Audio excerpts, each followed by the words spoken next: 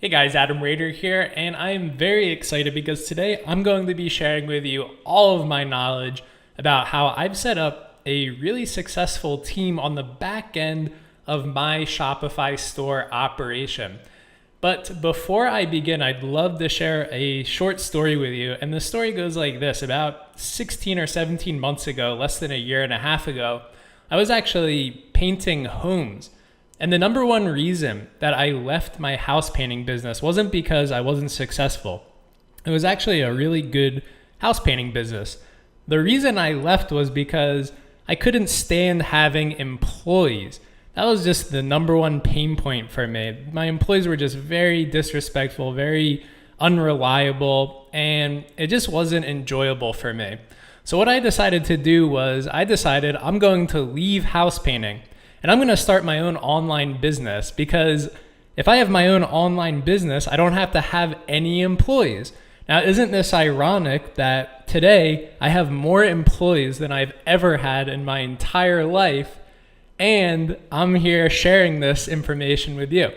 So that's the story that I just wanted to give you a little bit of background on.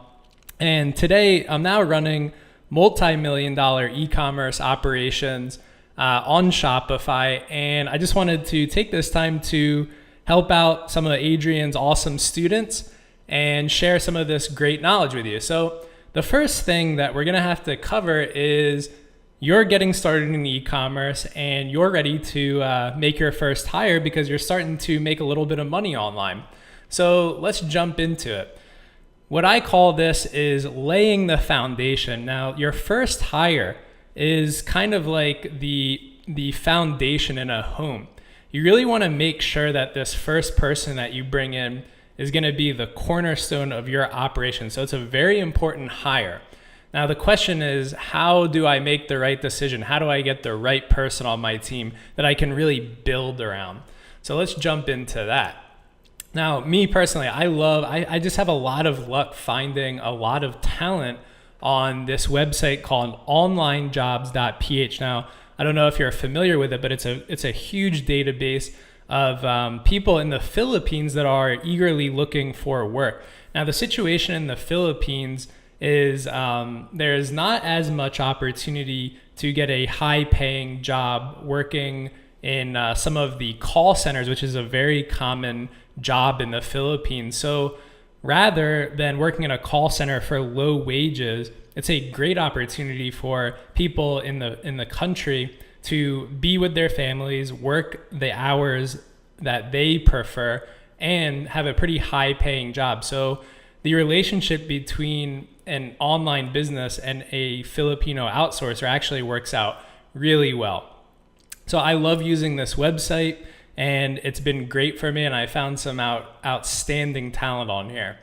Now, the second thing that I want to focus on is when you're making this first hire, I have a saying, and everybody knows this in my company: no robots.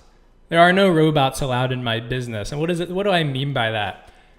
I don't want robots operating in any department in my business. And a robot is somebody who just does the same thing over and over and over and over again and doesn't really think about anything. So if a challenge arises or they need to solve a problem, a robot just does the same thing over and over again. I'm looking for problem solvers. I'm looking for critical thinkers, people that can think on their feet, make a decision, and really solve problems on the fly. So no robots. That's our company policy. The second thing that's super important here is I don't hire on qualifications. I hire on attitude. Let me break that down for you. The reason I hire on attitude is because I can go on that website above called Online Jobs PH right now, and I can find 200 people that have the exact same qualifications that I'm looking for.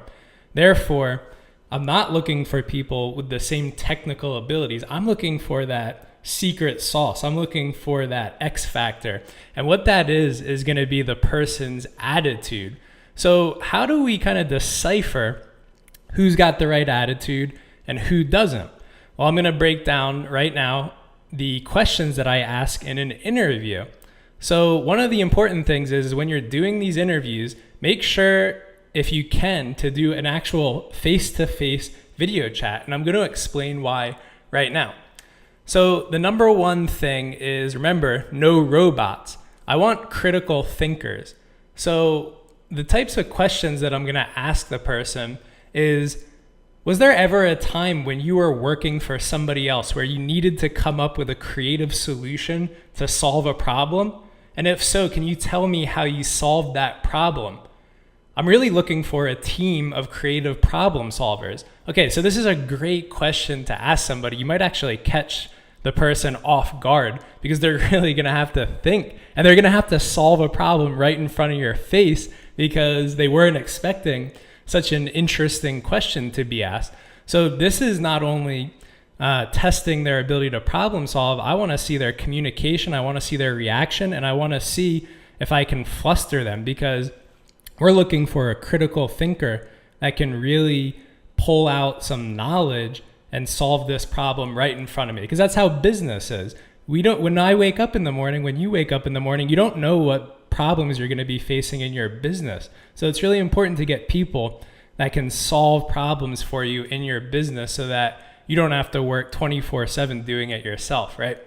Okay, the next thing is I always want to make sure that I have a great relationship with my employees. And part of that is, if we have a problem in our business, am I going to be able to trust the fact that they're going to be able to take my correction? Because there's going to be times throughout your business where you're going to have to correct your employees and make sure that they're doing a job the way you want them to do it.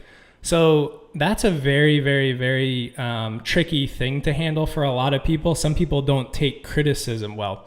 So one of the questions that I love to ask in an interview is this: have you ever had a manager correct the way you were doing your job? And if so, how did that make you feel? Were you able to make the adjustments needed to perform your job the way that your manager needed to?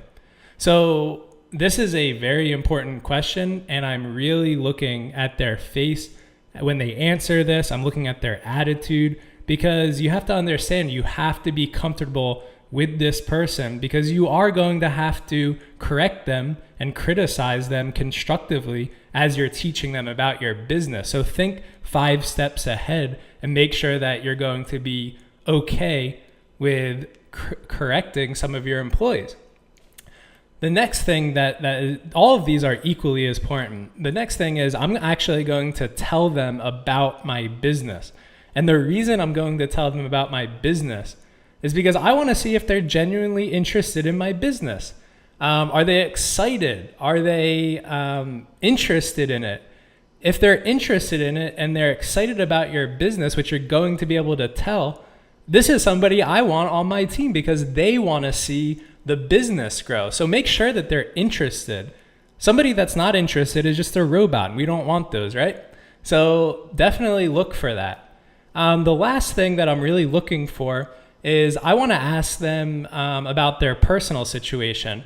I want them to understand upfront that they're probably going to need to go above and beyond in my business and devote a lot of time to the business. The reason is because if you're going to grow a big online company, you need to realize that the internet is on 24 hours a day, 7 days a week, 365 days a year. The internet does not sleep. And you need your people on your team to understand that occasionally they're going to have to sacrifice to get your business through the hard times or peak season or when unexpected situations arise. So set that expectation up front. Okay, great. So I hope this gives you a better understanding of what questions you can ask to make a really key position hire. Now, who are you going to hire first? Now, this is counterintuitive. I see a really common mistake in a lot of young internet businesses. The first position that most people hire is maybe like an entry-level data entry virtual assistant. And they start like kind of building their company with these really low-skilled robots, I guess you could say. And that's really not a good way to start building a business. The way that I would recommend you start building your business is make a big hire up front. And I'm going to show you why later on. the first person that I hire is actually going to be a project manager. And the project manager must know all of the aspects of your business. The reason I want that guy there, and the reason I'm going to spend a ton of time training him, is because after I have a project manager, that project manager is going to go out and hire for me. He's going to go out, hire all of the positions that we need, train them himself, right? Because he already knows how everything works in our business. And we're going to build the business from the top down. You see how that's a very powerful way to build a business? Rather than starting at the bottom and keeping everybody dumb in their departments, in their individual segmented departments, start at the top. Try to clone yourself and then let that person build all the departments underneath him. So one of the concerns that we get a lot when we're kind of talking about this interesting strategy here is my project manager going to steal my business? Okay, just to be honest, no, your project manager is not going to steal your business. This is a very capital intensive business. It requires a lot of money and knowledge. So, if you're making your business fun, exciting, and it's growing, and the person is genuinely interested in your business, they are going to stick around. And in the later modules, I'm actually going to show you how to create a team culture to make sure that nobody would ever dare want to leave your business because it's so fun and exciting to work in. So don't worry about your project manager stealing your business. That's not going to happen. Okay, so in the next module, I'm going to show you, once you have a growing team, how to structure it. And once you start building your team, how to keep it organized and working for you. Okay, thanks guys.